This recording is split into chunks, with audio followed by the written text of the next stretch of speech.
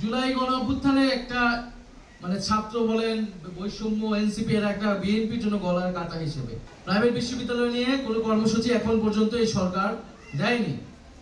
একটি ডেট ঘোষণা করে কয়েকবার সেটা পরিবর্তন করা হয়েছে। ফলে স্পষ্টতই যে সরকার জুলাই গণ অভ্যুত্থানের বিভিন্ন যারা অংশীদার রয়েছে তাদের মর্যাদাকে যথাযথভাবে স্বীকৃতি দিতে চায় না। কেবল তাদের দলের যে ভূমিকা, তাদের 16 বছরের আন্দোলনের ভূমিকা, তারা শুধু সেটাই বলে যেতে চায়। কারণ তাদের হীনমন্যতা যে তারা এই আন্দোলনের নেতৃত্ব দিতে পারে নাই, সাধারণ শিক্ষার্থীরা এই আন্দোলনের নেতৃত্ব দিয়েছে।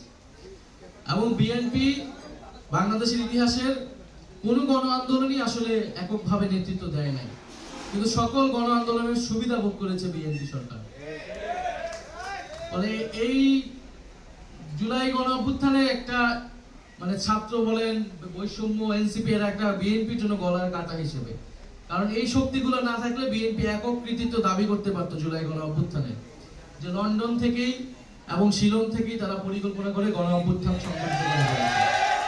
কিন্তু আমি জানি আপনারা যারা বিভিন্ন বিশ্ববিদ্যালয়ের শিক্ষার্থীরা আছেন, আপনারা ভালো করে জানেন এই রামপুরা, এই বাড্ডা, বাড়িধারা, এই সকল জায়গায় আপনারা কিভাবে ঢাকার রাজপথকে সংগঠিত করেছিলেন।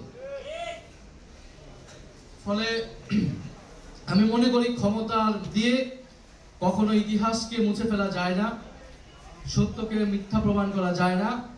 আপনারা যে যেই ভূমিকায় পালন করেছেন না কেন, আমরা যে যেই ভূমিকা, সবাই এটার ইতিহাস সামনে আসবে, স্বীকৃতি সবাই পাবে। সচরাচর আমি জুলাইয়ের ইতিহাস নিয়ে খুব বেশি কিছু বলতে স্বাচ্ছন্দ্য বোধ করি না। আমি সর্বাত্মক চেষ্টা করি সবচেয়ে কম বলার। এই জুলাই মাস চলতেছে, আমি সবচেয়ে কম চেষ্টা করছি ইন্টারভিউ না দেওয়ার। কারণ এই ইতিহাসে আমরা কে কি করেছিলাম, কার ভূমিকা কে ছিল, কে কোন তারিখে কি করেছিল, এটা আসলে রাজনীতির জন্য হয়তো গুরুত্বপূর্ণ, কিন্তু আমি মনে করি এটা এখন আলোচনার সময় না আমাদের।